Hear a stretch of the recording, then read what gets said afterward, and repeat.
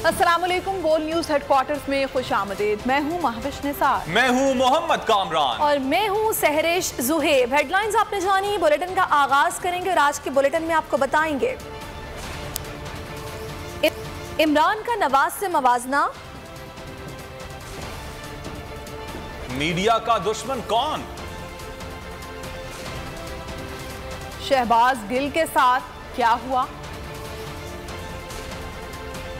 PTI अब क्या करेगी, खाली खजाने से इंपोर्ट, उरूसुल बलाद बिल्कुल बर्बाद, नदी से कितनी लाशें मिली और शाहीनों का मिशन क्लीन स्वीपर।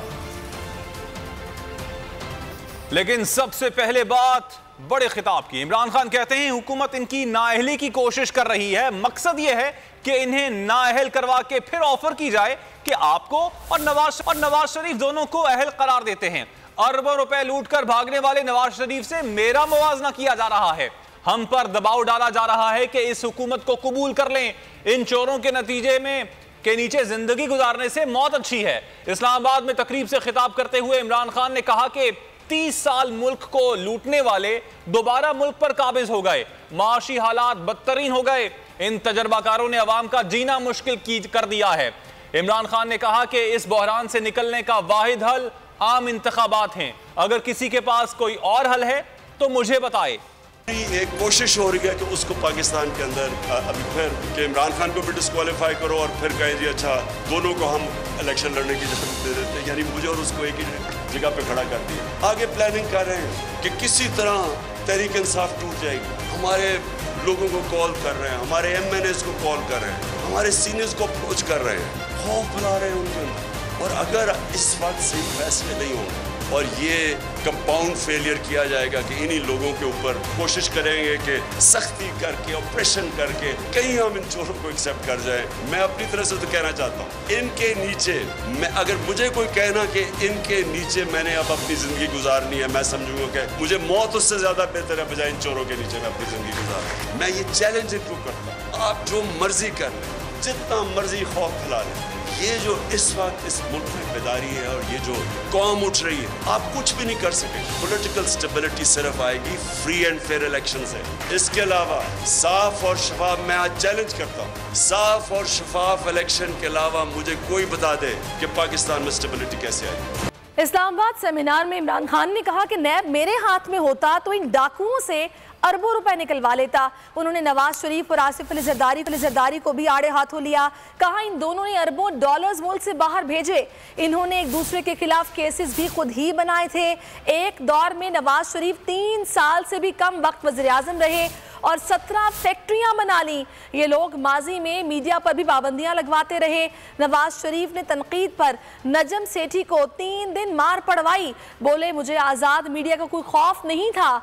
25 मई को भी इस हुकूमत ने अवाम पर जुल्म कराया जिसे नहीं भुलाया जा सकता।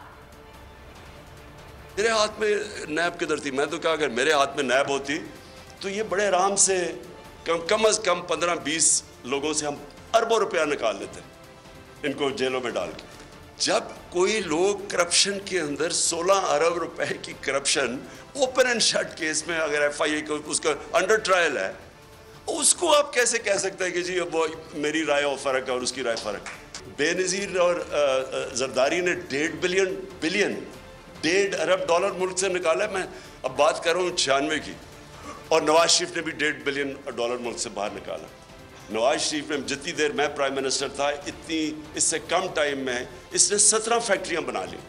ये चोर जो 30 साल से मुल्क को पैसा चोरी कर रहे हैं, 26 साल में इनके अगेंस्ट जहाद कर रहा हूँ, क्योंकि इन्होंने जो दोनों दफ़ा करप्शन में गई, इनके ऊपर पूरे दोनों ने एक दूसरे के ऊपर जो केसेस बनाए करप्शन के, कोई सरे माल था, कोई हुदैबा पेपर मिल थी। नवाज शरीफ ने, मुझे अभी भी याद है 97-98 में होगा कि वो नजम सेठी को उसने तनकीद की इसकी करप्शन पे, उसने उसको बंद करके 3 दिन मार पड़वाई। मुझे कहते हैं लोग कि जी आपके दौर पे थे तो आपने पता नहीं कोई सख्तियाँ की। पहले तो मैं यकीन आपको दिलाता हूँ, मैंने कभी मुझे आज़ाद मीडिया से खौफ नहीं हुआ। 25 मई को इन्होंने जो जुल्म किया, इसकी कोई मिसाल नहीं है कि पाकिस्तान घरों में रात के 3-3 बजे जाके औरतें बच्चे बात देख रहे हैं। इस्लामाबाद हाई कोर्ट ने वकला को शहबाज गिल से मिलने की इजाजत दे दी। रिमांड के खिलाफ दरख्वास्त पर आईजी इस्लामाबाद से कल तक इब्तदाई रिपोर्ट तलब कर ली है। पीटीआई ने शहबाज गिल के तिब्बी मुश्तमिल मेडिकल बोर्ड बनाने की भी दरख्वास्त की। सेशन कोर्ट में जमा रिपोर्ट के मुताबिक शहबाज गिल के कंधे, गर्दन और छाती के बाएं जानिब दर्द की तस्दीक हुई है। फौरी तौर पर ECG की सिफारिश कर दी गई। शहबाज गिल पर रिमांड के दौरान तशद्दुद, आईजी इस्लामाबाद से पीर तक इब्तदाई रिपोर्ट तलब। इस्लामाबाद हाई कोर्ट के कायम मकाम चीफ जस्टिस आमिर फारूक ने शहबाज गिल के रिमांड के खिलाफ दरख्वास्त की समाअत की। जस्टिस आमिर फारूक ने रिमार्क्स दिए कि आहो बका मची हुई है कि तशद्दुद हो गया। क्या ये मीडिया हाइप है या वाकई ऐसा हुआ है? अदालत के इस्तफसार पर आईजी इस्लामाबाद ने बताया कि शहबाज गिल पर तशद्दुद हुआ, न ही मेडिकल रिपोर्ट में निशानदेही हुई। अडियाला जेल हुक्काम ने बताया कि शाम 4 बजे रोपकार मिली, रात 9 बजे इस्लामाबाद पुलिस के हवाले किया गया। अदालत ने कहा कि शाम 4 बजे रोपकार मिली तो रात 9 बजे हवालगी क्यों की? इस पर मेडिकल अफसर ने कहा कि शहबाज गिल ने 4:15 बजे दिल की तकलीफ की शिकायत की। अदालत ने कहा कि जैसे ही एडिशनल सेशन जज के रिमांड का ऑर्डर मिला तो मुल्जिम को तकलीफ हो गई। शहबाज गिल के वकला ने दौरान समाअत आज़ाद मेडिकल बोर्ड बनाने और जुडिशल इंक्वायरी की इस्तदा की। अदालत ने रोपकार मिलने के 5 घंटे बाद शहबाज गिल को पुलिस के हवाले करने पर बरहमी का इजहार किया। अदालत ने वकला को शहबाज गिल से मिलने की इजाज़त दे दी और आईजी इस्लामाबाद से इब्तदाई रिपोर्ट तलब करते हुए पीर तक समाअत मुलतवी कर दी। फैसल चौधरी कहते हैं कि जिसने टॉर्चर किया उनके पीछे सुप्रीम कोर्ट तक जाएंगे। जिनने टॉर्चर किया है, जिन लोगों ने शहबाज गिल के ऊपर, हम उनके पीछे सुप्रीम कोर्ट तक जाएंगे और जहां तक हमें जाना हुआ हम जाएंगे। मुझे उम्मीद है कि ये कोर्ट एक कॉम्प्रिहेंसिव इंक्वायरी करा सकेगी और कर लेगी। मुझे कोर्ट पे मुकम्मल अतमाद भी है। सेशन कोर्ट में जमा तिब्बी रिपोर्ट के मुताबिक शहबाज गिल को बचपन से सांस का मसला है। उन्हें सांस लेने में दुश्वारी और जिस्म में दर्द है। मेडिकल बोर्ड ने एक्सरे और दिल के टेस्ट का फौरी मशवरा दे दिया। शहबाज गिल के मुआयने के लिए आजाद मेडिकल बोर्ड बनाया जाए। फवाद चौधरी ने मुतालबा कर दिया, कहा तफ्तीश की जाए कि तशद्दुद किसने किया। उमर सरफराज ने कहा कि शहबाज गिल को छोटे से बयान पर सजा दी जा रही है। सियासी माफियाज की वीडियोस मौजूद हैं, हुकूमत इनके खिलाफ कार्रवाई नहीं कर रही। वजीर दाखिला पंजाब हाशिम डोगर बोले, पुलिस हिरासत में शहबाज गिल के साथ जानवरों से भी बदतर सलूक किया गया। जेल सुपरिंटेंडेंट ने उन्हें गैर कानूनी तौर पर चक्की में बंद रखा। शहबाज गिल इतने खौफजदा थे कि उन्होंने मुझे कुछ नहीं बताया। सलूक किया गया शहबाज गिल के साथ, जो टॉर्चर किया गया उसकी जितनी मजम्मत की जाए उतना कम है। जो कस्टडी में टॉर्चर, उनके ऊपर एक आलमी रद्द-ए-अमल है और इसके ऊपर हमें शदीद तशवीश है। एक इंडिपेंडेंट मेडिकल बोर्ड बनना चाहिए। तो डॉक्टर गिल को एक महज एक बयान, छोटे बयान के ऊपर जो है उनको इतनी सख्त सजा दी जा रही है। बड़े बड़े अशराफिया जिनके बाकायदा वीडियो क्लिप्स मौजूद हैं, इसके बावजूद कोई इदारा उनके ऊपर हाथ डालने को तैयार नहीं है। ये जो सारा वाकया हुआ है, वो जो बीमार हुए हैं, ये उसी खबर को सुन के वो बीमार हुए हैं कि इनको दोबारा इस्लामाबाद पुलिस के कस्टडी में लिया जा रहा है। कि वो इंतहाई ज़हनी खौफ, हालांकि हमने उनको बिल्कुल कानून के मुताबिक कंफर्टेबल रखा जेल में, मगर इसके बावजूद वो एक बहुत मेंटल स्ट्रेस में थे जब से उन्होंने ये सुना कि मेरी जुडिशल रिमांड कैंसिल हो रहा है। इसीलिए फिर वो बीमार हो गए। मुतनाज़े बयानात देने में मशहूर जावेद लतीफ़ के इल्ज़ामात शहबाज गिल पर तबसरा करते हुए बोले कि तोते में इमरान खान ही नहीं बल्कि कुछ और लोगों की भी जान है। इसके पीछे मौजूद शख्स का नाम भी कौम के सामने आना चाहिए। अगले ही जुमले में इदारों के खिलाफ जहर भी उगला। बोले, नताइज की परवाह किए बगैर नवाज शरीफ को ला रहे हैं। रोना है वो रोना धोना तोते के लिए नहीं है। असल बात यह है कि चीफ इलेक्शन कमीशन के फैसले के बाद जो साबित हुआ, इजराइल भारत की फंडिंग, बात यहाँ रुक नहीं रही। जो चंद इक्का दुक्का सहूलतकारी उसको तहफ्फुज दे रहे हैं, जिनके हाथों में डोरे हैं, वो डोरे हिलाने वालों का नाम ना ले ले। असल है तोते के जुबान बंद रखने की वजह वो ये है कि 4 साल वजीर आजम हाउस में और बनी गाला में अखलाकियात से लेकर पैसा बनाने तक और पैसे से कौमी मफादात फरोख्त करने तक जो चीजें हैं, इस तोते को इल्म है। शहबाज गिल की बात है, पार्टी का मौक़िफ़ नहीं है, कानून के मुताबिक अमल किया जाए। तशद्दुद की मज़म्मत करता हूँ। शिबली फराज का सेनेट में इज़हार ख्याल। कहा अगर मुझ पर तशद्दुद किया जाए तो हो सकता है मैं लियाकत अली खान के कत्ल का भी एतराफ़ कर लूँगा। नवाज शरीफ और दीगर रहनुमाओं ने शहबाज गिल से ज़्यादा सख्त बातें की, उनके खिलाफ भी कार्रवाई होनी चाहिए। नून लीग मीडिया स्ट्रेटेजिक सेल बदगुमानियाँ फैला रहा है। नून लीग फंडिंग केस में इमरान खान को टेक्निकली आउट करना चाहती है। गिल ने जो बात की, हम मानते हैं हमारी पार्टी का ये मौक़िफ़ है और हमारी पार्टी का ये बिल्कुल मौक़िफ़ नहीं है कि हम वो के जो PMLN का जो मीडिया स्ट्रेटेजिक सेल है उसकी पूरी कोशिश है कि वो एक बदगुमानी फैलाए, लड़ाई करवाए, क्योंकि उनको पता है कि सियासी तौर पे उनको शिकस्त हो चुकी है। सियासी तौर पे वो इमरान खान के साथ नहीं मुकाबला कर सकते। चेयरमैन साहब, ये जो डिसीजंस आई हैं इनका मकसद ये है कि जो फॉरेन फंडिंग या जो प्रोहिबिटेड फंडिंग है इसके ज़रिए इमरान खान को टेक्निकल लॉकआउट किया जाए। मेरा इस हाउस से इधर से मुतालबा है इस फ्लोर से कि क्यों नहीं सुप्रीम कोर्ट और इस्लामाबाद हाई कोर्ट की उस पर अमल किया जा रहा है जिसमें कि इनकी फंडिंग का भी हिसाब दिया जाए कि ये कैसे अपनी फंडिंग करते रहे। आगे बढ़ते हैं। हुकूमत का IMF के दबाव पर बड़ा यूटर्न, लग्जरी समेत तमाम अशिया की दरामद पर पाबंदी खत्म कर दी। बढ़ती दरामदात के मुखालिफ मिफ्ता इस्माइल आज इंपोर्ट के फवायद गिनवाने लगे। बोले वजीर आजम लग्जरी आइटम पर पाबंदी हटाना नहीं चाहते। बैनुल अक़वामी तकाजे पूरे करने के लिए इंपोर्ट से पाबंदी हटाना जरूरी है। हमारी पॉलिसीज कारआमद साबित हो रही हैं। ड्यूटी लगा देंगे कि इंपोर्ट खुद ही कम होगी। वज़ीर आज़म पेट्रोल महंगा करने के हक में नहीं। वज़ीर आज़म बिजली की कीमत बढ़ाने के मुखालिफ हैं। वज़ीर आज़म लग्जरी आइटम पर पाबंदी हटाना नहीं चाहते। मुल्क के फैसले वज़ीर आज़म के बजाय IMF की मंशा से होने लगे। IMF का जो हुक्म आया वज़ीर ख़जाना ने सर तस्लीम झुकाया। शहबाज शरीफ को बड़े फैसलों का मुखालिफ भी बताते रहे।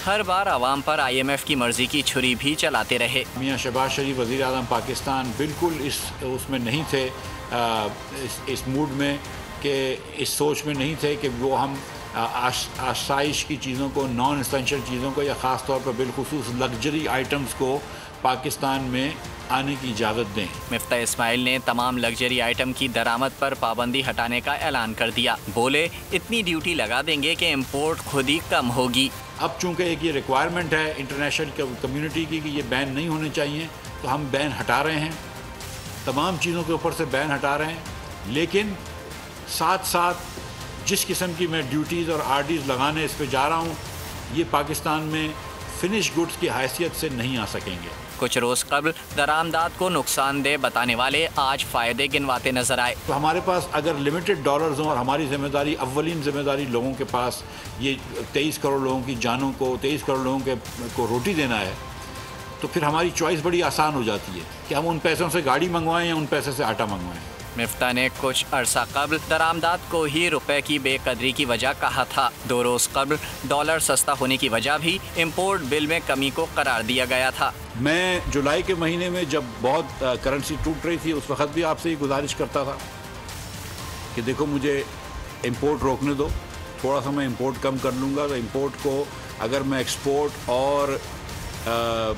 एक्सपोर्ट और रेमिटेंस के बराबर ले आऊँगा तो खुद ब खुद ऑर्गेनिकली रुपया जो है वो मजबूत होना शुरू हो जाएगा। मिफ्ता इस्माइल ने बताया IMF की तमाम पेशगी शराइत पूरी कर दें। हमारी मुआशी पॉलिसियों के समरात सामने आ रहे हैं। कन्फ्यूजन और सिर्फ confusion. Miftah Ismail press conference के दौरान कंफ्यूज नजर आए। कभी हिचकिचा रहे हैं, कभी हड़बड़ा रहे हैं, तो कभी घबराए हुए नजर आए।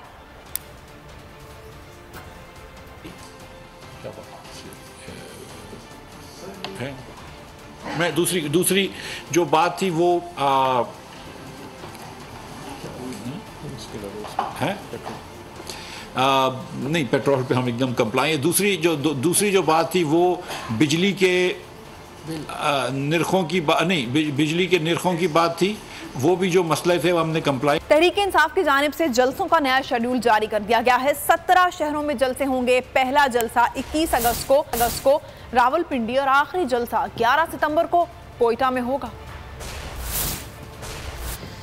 अवाम तैयार रहें, जलसों का नया स्पेल शुरू होने वाला है। तहरीक इंसाफ ने शेड्यूल का ऐलान कर दिया। चेयरमैन PTI 17 शहरों में जाएंगे, अवाम का लहू गरमाएंगे। पहला जलसा इतवार 21 अगस्त को रावलपिंडी और दूसरा जलसा बुध 24 अगस्त को हरिपुर में होगा। 26 अगस्त जुम्मे के दिन मुल्क के सबसे बड़े शहर कराची में मैदान सजेगा। अगले दिन 27 अगस्त को सखर इमरान खान का इस्तकबाल करेगा। 28 अगस्त इतवार को पिशावर और 29 अगस्त पीर को जहलम में पावर शो होगा। 31 अगस्त बुध को अटक, 1 सितंबर जुमेरात को सरगोधा, 2 सितंबर जुम्मे को गुजरात, 3 सितंबर हफ्ते को बहावलपुर में इमरान खान जलसे से आम खिताब करेंगे। 4 सितंबर इतवार को फैसलाबाद, 6 सितंबर मंगल को मर्दान, 7 सितंबर बुध को बहावल नगर, 8 सितंबर जुमेरात को औलिया के शहर मुल्तान में PTI का पिंडाल सजेगा। 9 सितंबर जुम्मे को शेखोपुरा और 10 सितंबर हफ्ते को गुजरावाला में तहरीक इंसाफ जलसा करेगी। स्पेल का आखिरी जलसा 11 सितंबर इतवार के दिन कोयटा में होगा। हॉकी स्टेडियम पावर शो में इमरान खान ने जलसों के लिए नए स्पेल का ऐलान कर दिया। तहरीक इंसाफ ने बारिश के बाइस कराची और हैदराबाद के जलसे मुलतवी कर दिए। PTI सिंध के सदर अली जैदी ने ऐलान कर दिया, हलीम आदिल की गिरफ्तारी पर अली जैदी सिंध हुकूमत पर खूब गर्जे बरसे। कहा, हलीम आदिल से ज्यादा संगीन केसेस के मुल्जिमान असम्बली में बैठे हैं। सिंध में सहाफियों के कातिल आजाद घूम रहे हैं। नवाब शाह और दीगर शहरों में पुलिस को इस्तेमाल करके कत्ल गारत की जा रही है। कि वो जलसा जो 19 तारीख का है, यानी कि कल, वो हम मुलतवी कर रहे हैं। कराची का, हैदराबाद का जलसा भी मुलतवी करना पड़ा, इसलिए कि हैदराबाद की सिचुएशन आपको पता है क्या है। क्या जिस इल्ज़ाम में आपने हलीम आदिल शेख को गिरफ्तार किया है, क्या आपके अपने सिटिंग MPAs और वुज़रा और आपके करीब से करीब तर लोग, जरदारी माफिया के जो करीब तर लोग हैं, क्या ये सारे इल्ज़ाम और FIR उन पर नहीं कटी? जो नवाब शाह के अंदर वो जो कत्ल गारत करा के आप ज़मीनों पर कब्जे कराते रहे पुलिस को इस्तेमाल करके, ये सारे साफियों का कत्ल हुआ, मर्डर किया गया उनको। वो जिन्होंने कत्ल किया वो बाहर घूम रहे हैं, उनको गिरफ्तार नहीं किया। कातिल बाहर हैं, और ये अगर पॉलिटिकल विक्टिमाइजेशन नहीं है तो क्या है?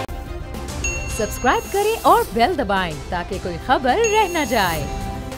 खबरों का सिलसिला जारी है। यहाँ पर वक्त हुआ है ब्रेक का, और ब्रेक के बाद देखिए, जमात इस्लामी का मुतालबा क्या?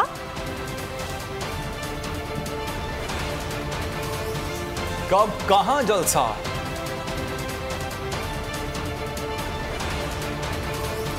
और नदी कितनी जिंदगियां निकल गई।